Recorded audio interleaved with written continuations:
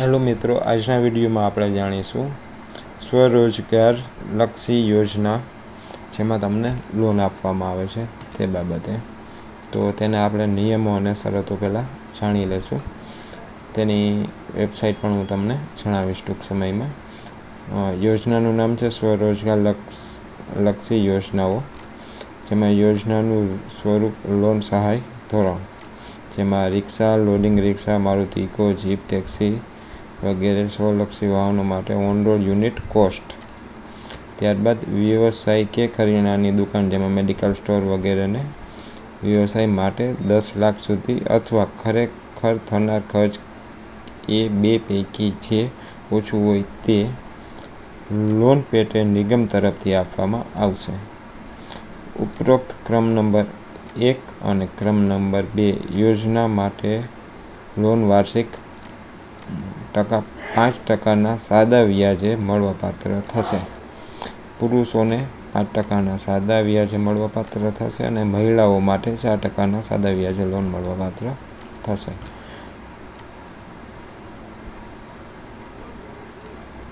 Transport, logistic, travels વગેરે કોટ વ્યવસાય માટે વાહન જરૂરી સ્ટ્રક્ચર સહિત મેળવવા માટે બેંકમાંથી રૂપિયા 6 લાખની લીધેલી લોન ઉપર 5% વ્યાજ સહાય મળવાપાત્ર થશે.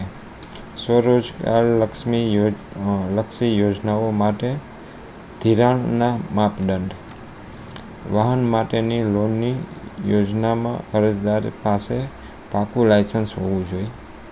વાહન માટે જો તમે લોન લેવા માંગતા હોય તો તમારી પાસે પાકું લાયસન્સ હોવું જરૂરી છે. મેળવેલ વાહન નિગમ તરફ ગીરો કરાવવાનું રહેશે. વાહન મેળવ્યાના 3 માસ પછી 5 વર્ષના એક સરખા માસિક હપ્તામાં લોન ભરવાની રહેશે.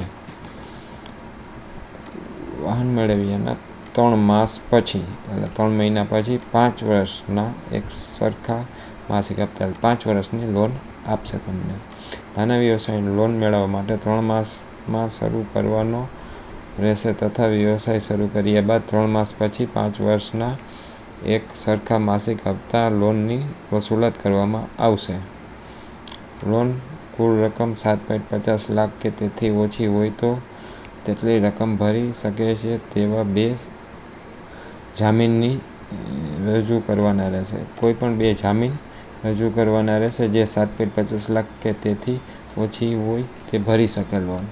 લોનની કુલ રકમ 7.50 લાખ કરતાં વધી હોય તો કુલ રકમ તેટલી રકમની પોતાની અથવા અન્ય કોઈ સગા સંબંધીઓની અથવા મિલકત નિગમની તરફ ગીરો કરવાનો રહેશે. એટલે 7.50 લાખથી જો વધુ હોય તો તમારે જમીન કે કંઈ પણ વસ્તુ ગીરવે મૂકવાની રહેશે. દરેક લોન લેનાર નિગમની તરફેણ સહી કરાયેલ 5 બ્લેન્ક ચેક આપવાના રહેશે. 5 બ્લેન્ક ચેક પણ આપવાના રહેશે.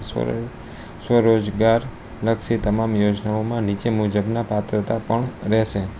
અરજદાર ગુજરાતના વતની હોવા જોઈએ અને બિન અનામત વર્ગના હોવા જોઈએ.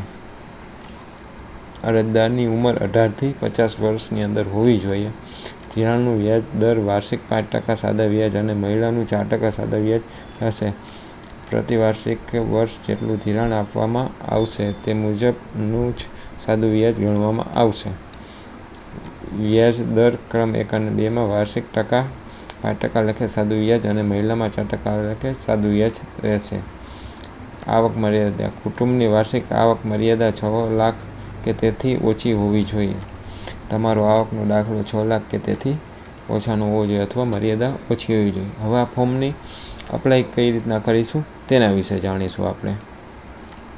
અહીંયા નીચે આપણે ઉપર ક્લિક કરીશું એટલે આપણે ઈ સમાજ કલ્યાણની ઓફિશિયલી વેબસાઇટ ઉપર પહોંચી જશું.